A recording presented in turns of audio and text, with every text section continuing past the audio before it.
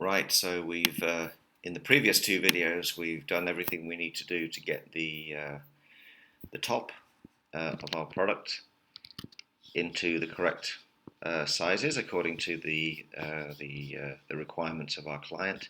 What we need to do now then is also then work on the bottom of this, and it needs to be increased in height by 100, and we also need to make sure that this still aligns with the edges on both sides, because you need to make sure the foot still lines up. Alright, let's give that a try. So in order to allow me to have easy access to these parts, and also to allow you to see exactly what I'm doing, I'm going to just hide most of these parts by just selecting them, and this time I'm using the right to left selection, which selects everything it touches. And in theory now, what I should have done, as you can see now, is select everything, and I'm going to hold down Control. You can also right click using your mouse and choose to hide all those pieces, which of course, as you can see, gives me good access to all of these things.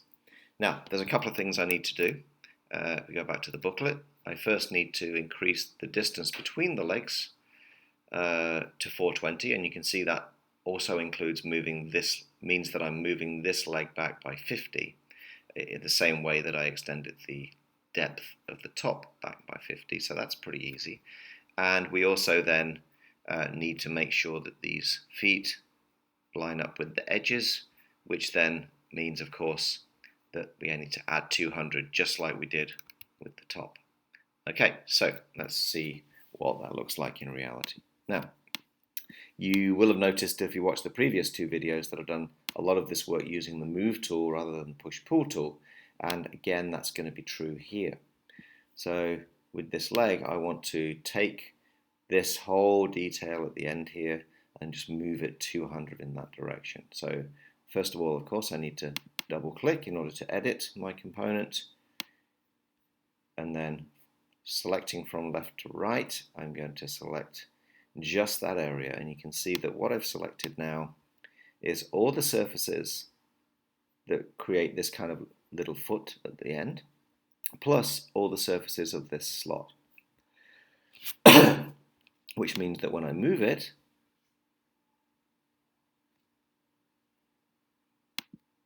it's all going to move like that, and then the leg is, or rather the frame is going to extend to follow where I go.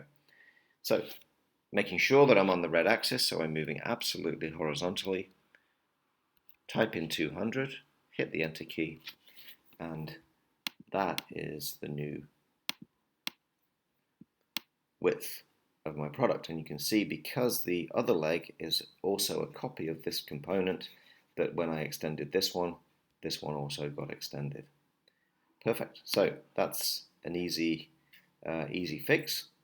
What we also need to do is, of course, move this cross member into the correct position. So picking it up by that point, snapping it onto that point, means that we're now also accurately in position. Now there is something else, a couple of extra things I have to do, and that is I need to increase the height from 200 to 300, and that means I'm going to basically extend the bottom of this foot downwards that way. So double click on there, and then I'm going to double click to select the surface here, plus the lines around it. Take my Move tool, grab it, and move down, and you can see that I'm moving on the blue axis. That means I'm moving directly vertically downwards, and by typing in 100, then I have my height increased by the correct amount. And what I don't need to forget is to do the same thing on the other side. So take my select tool, double click there, again take my Move tool, being careful to stay on the blue axis, type in 100, and then the leg of my frame will be extended without having affected the rest of the product. I think that's looking better already. Now the last thing we have to do is, just like we added 50 to the depth of the product, we also need to move this leg back by 50 to increase this distance from between the legs from 370 to 420. And if you do the math, of course, that means we're moving by 50. Okay, so first part is really easy.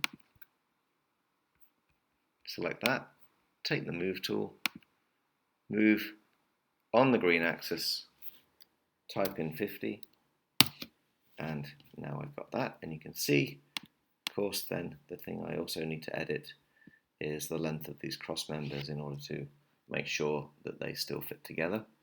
And that's also pretty easy, except that I don't need to select the whole thing. I actually need to select only a part of it. So double click to edit, and I'm going to use my select tool going from left to right to select only those surfaces, which allows me then, of course, to push pull, or not, no, I don't need to push pull, I need to move, snapping onto that point on the corner, moving here so that I can snap that corner onto that corner, which of course means that it's perfectly lined up and extended by the exact distance it needs to be.